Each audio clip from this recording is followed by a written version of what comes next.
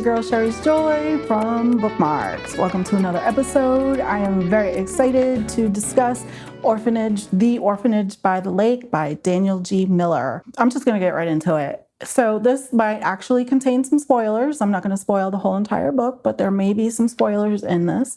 And so what is this book about? Oh my goodness, this book is insane. I read this book in a day, 2 days. 2 days. I actually listened to the audio and I read while I listened to the audiobook. And so first, let me explain how I came across this book. I love telling these stories. So this book came out in March of last year, 2025.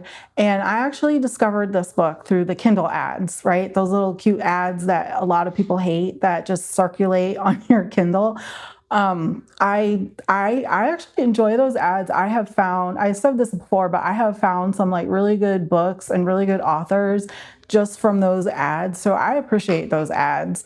And then eventually the ads, you start seeing ads more for the genre and book type of, the genre and types of books that you actually read once it gets to know you. So that's even more amusing. I know it's probably all AI or whatever, but it works. Okay, so that is how I came across this book. Now, why did it take me so long to read it? Because I have a long TBR list.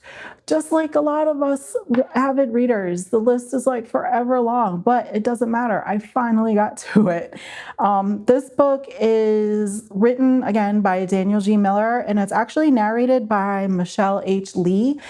And we follow the main character. Her name is Hazel Cho, actually. She is a 30-year-old private detective who runs her own company. We are in New York City, to be exact. She runs her own private investigative company, and we meet her at the very beginning of the book. She has a client who is not happy with her service, okay? She has been following this man's wife to see if she's, your typical, is she cheating on me thing? And she shows the photos. He gets upset and says the photos are fake. And, he's described as like this, I'm picturing this big gruffy guy, and he's like getting rough and everything. And he refuses to pay her. And she's just like, she can't believe it. So in comes Madeline, who saves the day. Now, how does she save the day? Madeline walks in dressed to the nines, and she's all assumptive, and she's like, "It's Madeline. I am here," as if she was expected.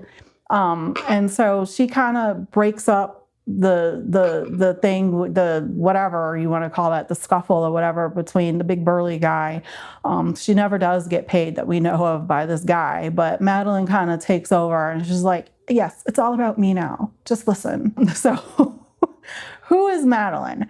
Madeline is the godmother of Mia. Mia has gone missing. She's a 13-year-old girl who's been in the Orphanage by the Lake, St. Agnes, for several years, since she was a baby, actually. Her parents have died in a car accident, and so she has been at St. Agnes, and now she's disappeared. So Madeline starts throwing money around. She's like, "I'll give you $5,000 right now today if you say that you'll take on this case. And if you take on the case, then I'll give you $5,000 more in 2 days or tomorrow, whatever like that. If you solve the case in 7 days, I'll give you $100,000. So Madeline doesn't really want to take the case at first, but then she's like, "Okay, fine." So she takes the case because she could use the money to pay her rent and all this other stuff. So she takes the case and she digs deeper into this case. And actually, Madeline gives her, she's like, well, because the orphanage is upstate. She doesn't have a car. She's just a city girl. She doesn't have a car. So Madeline actually gives her a Tesla to use. It's in the book. I didn't pick it. Gives her a Tesla to use to get around. And then, gives her 5,000 more to find out this investigative stuff. So she goes over to the orphanage, and that's where she meets Sonia. And Sonia is kind of like the admin person intake. front person who you meet who knows all the girls and knows everybody there. And she shows Hazel around and she's like, yeah, this is the who's what and this is the what's what and all this other stuff. We're going to be good friends. And then she meets Dr. Mackenzie. Dr. Mackenzie is like an 83-year-old man, and he is the type of person, Hazel calls him Mr. Mackenzie, and he is this type of doctor. Oh no, I have earned my doctorate degree. I am Dr. Mackenzie. I know all about that. So Dr. Mackenzie, she talks to him and like he's a suspect in her mind. And he's like, I assure you, I had nothing to do with any of this. He doesn't have time to waste, right, talking to her because several private investigators and police have been hired and been interviewing and all this other stuff. And he refuses to let her interview the students because they've been through enough trauma and all this other stuff. So he's like, whatever. So, and then of course, where there's high society, there's money, right? And foundations and benefits and all these other things. So she goes to this benefit to find out more questions, to try to hunt down Dr. Mackenzie again and talk to him, see if he'll open up. And she meets Andrew. And Andrew is, he's like the son of the big funder of this orphanage, and they start to date and they get really close and everything. And not to mention, Kenny is Hazel's roommate. I know, it was like these characters are all over the place. Kenny is Hazel's roommate, and he just graduated from the police academy, so he's a police. Or he's going to be a police officer. And Kenny is like so in love with Hazel. It's so adorable. He wants to date her so bad. He loves her and cares about her so much. And that is like so cute. And do they get together? No, that's a spoil. Sorry, they don't get together. Not in this book, at least.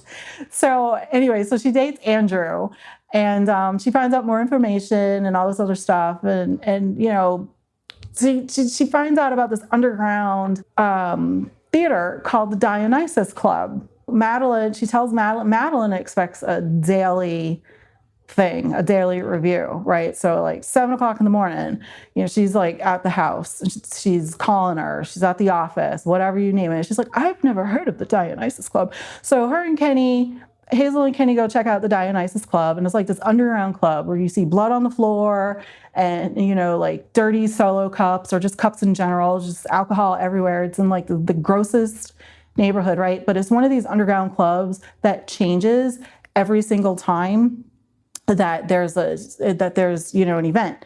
And it's so funny because like Hazel is also, what you call it, the comedic relief and sarcastic, and it was just an enjoyable book. Okay, it's just an enjoyable book. I flew through this. It's definitely a page turner.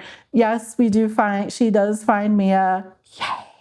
And, she goes through a whole bunch of havoc, chaos. She goes through heck and high water, man, to find Mia, but she does find her in the end.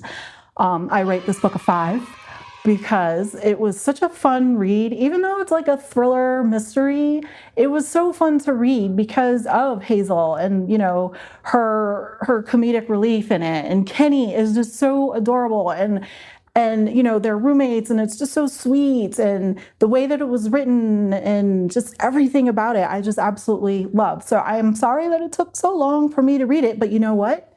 It's okay. I read it and it was so enjoyable. I would rather take a year to read a book and it be great versus taking a year to read a book and it's trash.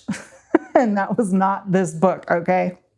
So I do recommend this book for sure. Now, I did find out after I read it that this was actually book 1 of book 2.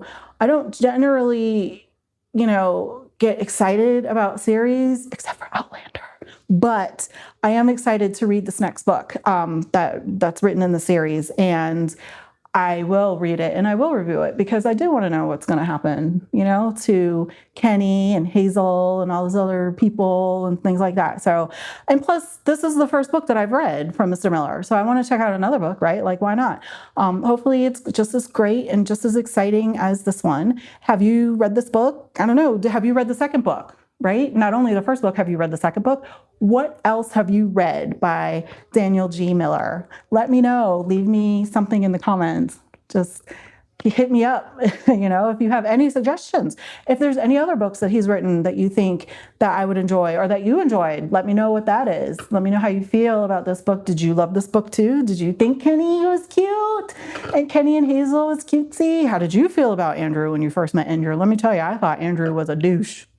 And that is that. So thank you so much for watching. I appreciate all of you. Don't forget to like and subscribe. Share the word if you would like to. If you know anybody that would benefit from this video or any of my others, check out my other reviews. I do lots of them.